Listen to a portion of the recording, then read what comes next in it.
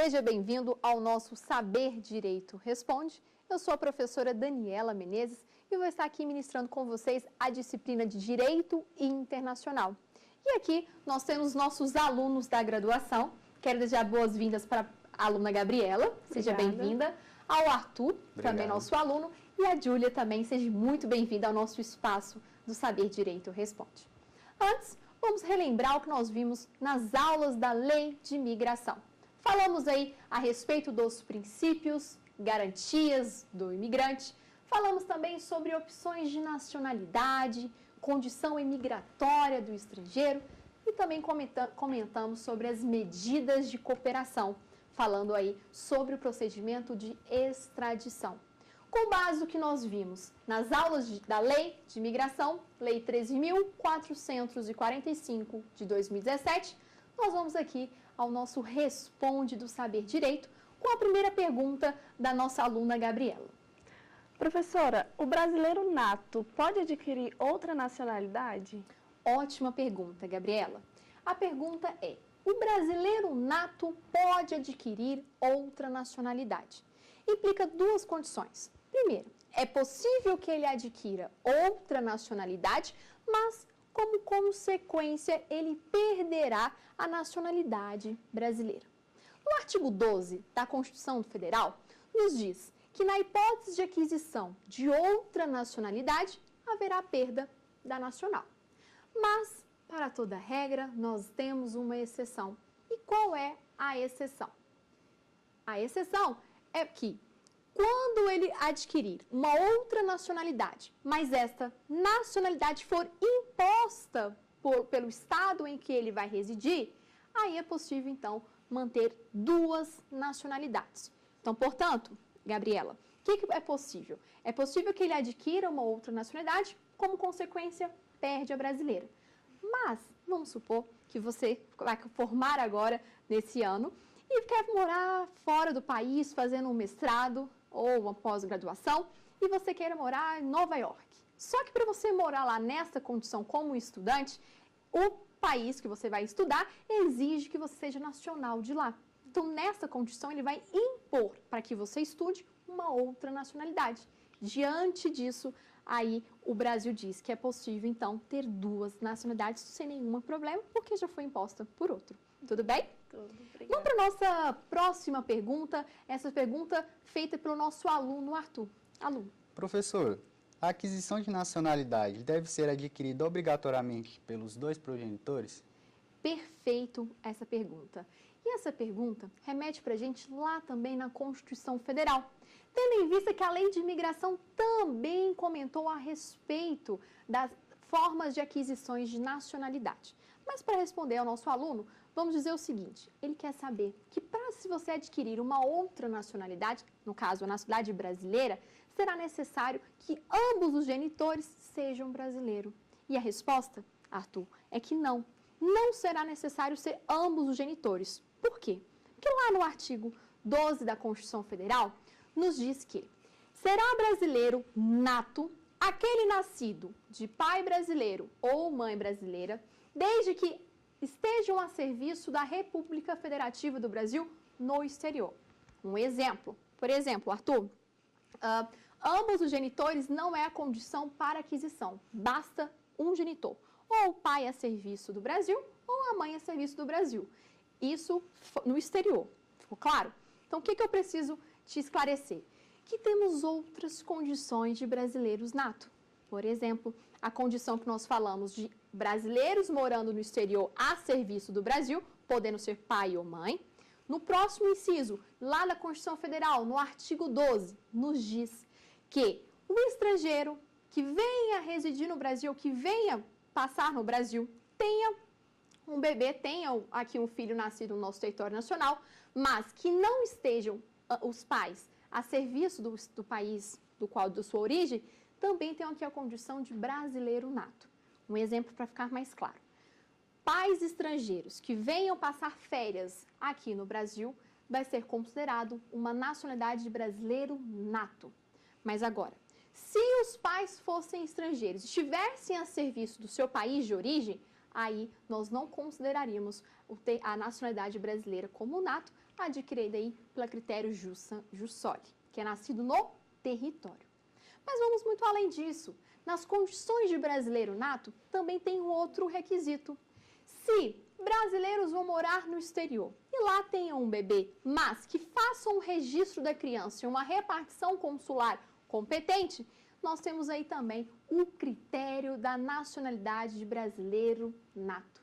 Você vai perceber comigo também, na leitura da Constituição Federal, continuando aí no artigo 12, sobre nacionalidade, sobre os naturalizados. A doutrina chama aí como uma nacionalidade secundária. Quando que acontece isso? Eu vou, antes de explicar o conceito da naturalização, eu vou chamar a terceira pergunta da Júlia. Professora, eu gostaria de saber quais os tipos de naturalização previstos na nova lei. Perfeito. Com base na pergunta da Júlia, nós vamos estudar lá no artigo, partindo do artigo 63 da Lei de Imigração, a resposta dela. Quais são os tipos de naturalização? O que nós temos? Lá na Constituição fala que a naturalização poderá ser adquirida, por exemplo, primeiro, por pessoas com língua portuguesa, nacionais de língua portuguesa, que residam no Brasil por um ano ininterrupto e que tenham idoneidade moral e que não tenham cometido nenhum crime. Com base nisso, nós temos a naturalização extraordinária, a naturalização secundária. Segundo ponto, quando nós falamos aí sobre um residente no Brasil que tenha qualquer nacionalidade, mas que resida há mais de 15 anos. Nós também falamos de uma segunda naturalização aí, como chamado pela Lei de Imigração e também pela doutrina de naturalização extraordinária. Agora a Júlia perguntou quais são os tipos previstos na lei. A Lei de Imigração prevê 4 tipos de naturalização, tendo em vista, e eu chamo a sua atenção, que o brasileiro nato está previsto no artigo 12. Agora, a naturalização vai ser retratado também pela Lei de Imigração. Nós temos 4. A naturalização ordinária, a naturalização extraordinária e 2 tipos que inovou pela nova lei, que é a naturalização especial e a naturalização provisória. Então, Júlia, na Constituição, nós temos o caso da naturalização ordinária, que os requisitos para a sua aquisição são, primeiro, ter capacidade civil de acordo com a lei brasileira. O segundo requisito que ele exige é que tenha um prazo mínimo de residência no Brasil de 4 anos. Além disso, fala que não tem que ter nenhuma condenação penal e se tiver também aí contribuído com um serviço relevante para o Brasil. Só que a Lei de Imigração, ela avança um pouco mais. Ela diz o seguinte: este prazo da naturalização ordinária poderá ser reduzido para 1 ano quando estiver presente algumas condições, como, por exemplo, ter um filho brasileiro, ser casado ou ter um cônjuge também no Brasil e permanecer casado, que eu chamo a sua atenção que se você estiver separado de fato, isso não ocorrerá. Também tenha prestado mais uma vez um serviço relevante para o Brasil ou exerça alguma atividade artística ou científica também de grande contribuição. Poderá ser reduzido, atenção, o prazo de 4 anos para 1 ano, com base nesses requisitos que eu mencionei. E a Lei de Imigração ainda vai de acordo com a Constituição.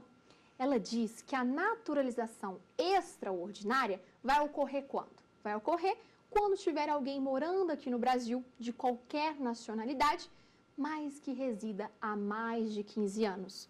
Então, observa-se que a condição é qualquer nacionalidade, mas que tenha aqui residindo no Brasil há mais de 15 anos e que não tenha nenhuma condenação penal.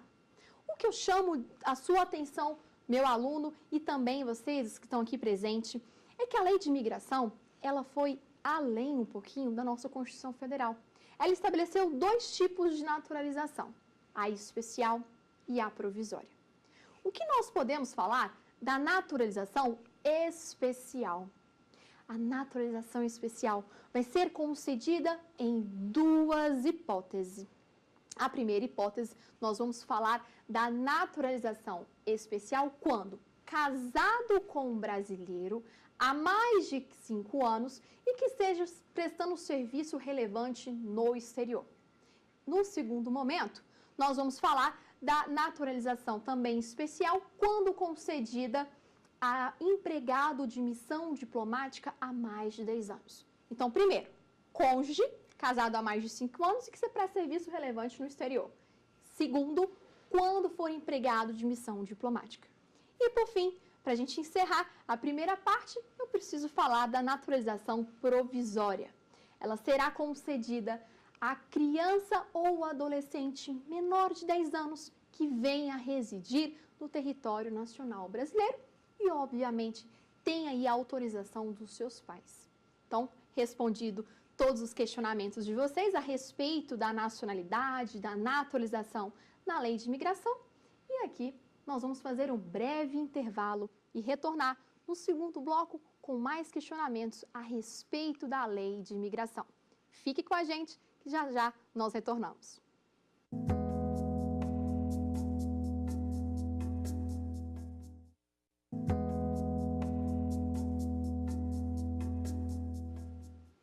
Olá, estamos de volta ao nosso Saber Direito Responde e eu sou a professora Daniela Menezes e estou aqui para falar sobre a Lei de Imigração, Lei 13.445 de 2017. Essa lei que foi objeto do nosso curso aqui da Lei de Imigração, composto por 5 aulas. Vamos voltar às perguntas e dúvidas dos nossos alunos. Gabriela, podemos começar. Professora, eu gostaria de saber quando não será concedido o visto. Ótima pergunta, Gabriela. O visto não será concedido quando não atender às hipóteses legais do visto pleiteado. Por exemplo, quando nós falamos sobre o visto é um documento que gera expectativa de entrada, de ingresso no território nacional. Então, com base no visto, e esse tema foi objeto lá da aula de número 2, então, o visto não será concedido quando não atender e preencher os requisitos dos vistos pleiteados. Vamos para a próxima pergunta, que é a pergunta do Arthur. Professora, qual a diferença do visto de visita e o visto temporário? Ótima pergunta e que faz conexão com a pergunta da nossa primeira aluna, a aluna Gabriela. Qual é a diferença entre o visto de visita e o visto temporário? Não é isso? Isso. Ótimo. O visto de visita, ele é concedido para que o imigrante venha ao Brasil para estada de curta duração.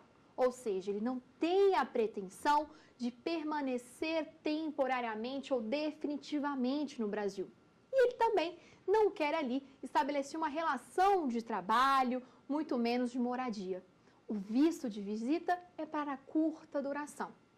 Quando nós falamos, Arthur, do visto temporário, aí eu já estabeleço um prazo determinado de permanência no Brasil. O visto de visita, rapidinho, por exemplo, estrangeiros, americanos vêm para conhecer o Carnaval de Salvador. Então, é um visto concedido de visita, um visto de turismo. Quando nós falamos sobre o visto temporário, nós temos as condições para a liberação desse visto. Então, aqui eu tenho rápido, eu não tenho vínculo com o Brasil, e no visto temporário eu já estabeleço um prazo de permanência. Quando será concedido, então, professora, o visto de visita? Lá na Lei de Imigração nos diz que será concedido para turismo, então férias, passar uma curta temporada aqui no Brasil, conhecer carnaval, conhecer festa junina, por exemplo, ou também nas condições de negócio. E aqui eu chamo a sua atenção, porque lá no visto temporário você vai perceber que poderá ser concedido temporário para trabalho e férias trabalho. E aqui no de visita, para negócios. O que geralmente prova de concurso, prova de exame de ordem faz? Altera. Como o negócio está muito relacionado a vamos dizer assim, considerar um trabalho, você acaba confundindo. Então, o negócio vem para uma reunião no Brasil, esporadicamente, tipo de visita. E também, o tipo de visita será concedido àquele que venha para uma temporada desportiva, que vai participar de uma competição no Brasil. Sempre de modo curto, de curta duração. Agora, quando nós falamos do visto temporário, aí sim nós temos inúmeras possibilidades. Como, por exemplo, que eu já mencionei, férias trabalho. Lembrando que a férias trabalho, visto temporário concedido para férias trabalho, será para maiores de 16 anos. Então, a partir de 16 anos já pode ser concedido. Atenção, para a concessão do visto temporário de férias trabalho, é necessário que exista um acordo de reciprocidade, um tratado com outro estado.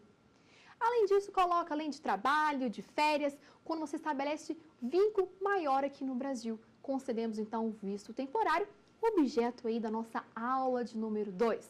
Então, você que está assistindo e que tem curiosidade para saber as modalidades dos vistos, assista a aula número 2 do nosso curso, que lá falamos sobre as modalidades e os tipos.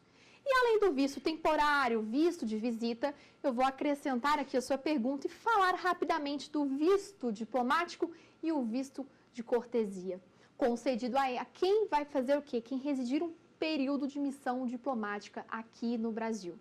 Lembrando também que os mesmos direitos e garantias estabelecidos poderão ser estendidos aos dependentes também de quem estiver em missão diplomática. Então, com base nisso, a lei retrata bastante esses tipos de visto, lembrando que agora na lei de imigração nós não temos mais o visto permanente. Visto este exigido e tinha previsão lá no Estatuto. Hoje não temos mais, é apenas o temporário. E uma pergunta, às vezes, muito interessante que o aluno sempre faz na graduação é a seguinte: se não existe o visto permanente, professora, como é que a pessoa pode permanecer aqui no Brasil? Simples, autorização de residência. Então, muitas vezes, ele quer ficar no Brasil, trocou o visto de visita e quer permanecer agora aqui, solicita a autorização de residência. É a condição, por exemplo, do apátrida. A lei de imigração, ela fala sobre os destinatários. Nós temos lá imigrante, emigrante, visitante, o residente fronteiriço e também o apátrida. Quem é o apátrida? O apátrida, alunos, é a pessoa que não tem nacionalidade em nenhum estado. Ela não tem vínculo com nenhum. Uma vez reconhecido a situação de apátrida no Brasil, ele poderá optar ou não pela nacionalidade brasileira. Mas vamos supor que ele não vai optar pela nacionalidade brasileira. Ele simplesmente quer continuar sem a condição de apátrida. O que vai acontecer? Se ele não quiser a nacionalidade brasileira, ele vai ter aí a autorização de residência no caráter definitivo. E a lei de imigração é muito clara. Eu só vou conceder autorização a esse apátrida em caráter definitivo. Se porventura ele quiser optar, ele poderá optar pela nacionalidade brasileira sem nenhum problema. Então, a lei de imigração ela foi uma acolhida feita aos migrantes. Entenda, migrantes como todos esses já citados anteriormente. A nova lei de imigração foi um avanço, porque ao contrário do Estatuto, o que ele via, o Estatuto Estrangeiro via o migrante ou o imigrante como uma ameaça ao patrimônio nacional, a lei de imigração vem com esse avanço de encarar como um sujeito de direito. E, além disso, estabelece inúmeras garantias, de modo que a situação documental, como falamos dos tipos de visto, é um ponto importantíssimo na lei. Porque se eu tenho a preocupação em situar um migrante, um refugiado, um asilado no meu país, no caso, no nosso país aqui, eu tenho a preocupação, então, de identificá-lo. Qual é o tipo de visto e se ele vai permanecer por um tempo aqui no Brasil. E eu vou além, aprofundar um pouquinho mais a sua pergunta, Arthur, e vou falar sobre as garantias do migrante. O migrante poderá ter direito assegurado da inviolabilidade à vida, à saúde, à propriedade. Também vai ser permitido reunião com a sua própria família. E quando nós falamos, e a lei de migração diz, reunião familiar, todo mundo pergunta, o que é reunião familiar? É a possibilidade de um imigrante no nosso país reunir com seus familiares. Então, é possibilitar a entrada dos familiares dele aqui no Brasil, de modo que possa ali ter um contato familiar e não ficar afastado e isolado. Então, o avanço também da lei de imigração, porque antes nós não tínhamos esta preocupação. Lembrando também que, além do direito à reunião familiar, nós temos como princípio e garantia a acolhida humanitária, de modo que o Brasil está aqui, recebendo todo mundo e regularizando a situação de cada um, desde que atenda e não viole a nossa Constituição Federal. Além dessas garantias, também foi assegurado o acesso à educação pública, o acesso à educação pública aqui sendo qualquer discriminação com relação a fator racial ou cultural ou a nacionalidade afastado. Então, tem acesso à educação pública, assim como também tem acesso ao fator judiciário e assistência judiciária também. Então, na condição da prestação de assistência e sendo um beneficiário da justiça, ele vai ter aí, por exemplo, a condição de que, se ele não tiver recursos financeiros para ali se adequar. E agora vamos para a próxima pergunta, né? Que eu me estendi bastante aqui na explicação dos vistos. E vamos para a pergunta da Júlia. Júlia, o que nós temos? Professora, eu gostaria de saber como vai funcionar a deportação com a nova lei de imigração. Ótima pergunta. Nós estamos falando aqui agora sobre a retirada compulsória do estrangeiro. E como que vai funcionar? A pergunta dela é: como funciona a deportação na lei de imigração? Uma curiosidade que nós temos é a seguinte: o conceito de deportação é um procedimento administrativo de retirada de um imigrante em situação irregular no Brasil. Quando eu chamo situação irregular, nós podemos citar, por exemplo, um visto vencido, ou algum outro documento com prazo de validade, ou alguma irregularidade específica, que o Brasil vai primeiramente notificá-lo. Então, como é que funciona? Verifiquei que o imigrante está em situação irregular, que se enquadra na condição de deportação. Então, a autoridade responsável competente vai notificá-lo e considera um prazo de 60 dias. Concedido esse prazo pode ser prorrogado por mais 60. Se durante esse período de prorrogação, enfim, do prazo legal, ele não regularizar a sua situação, o que pode acontecer? Nós vamos deportá-lo. Então, quando eu notifico aquele imigrante em situação irregular, eu dou o prazo para ele se organizar. Se ele não se preocupou em regularizar a sua situação, nós deportamos ele sem nenhum problema. Agora, qual é a autoridade competente para a deportação? Nós temos a figura do Poder Executivo, temos também do Policial Federal e do Supremo Tribunal Federal, do Poder Judiciário.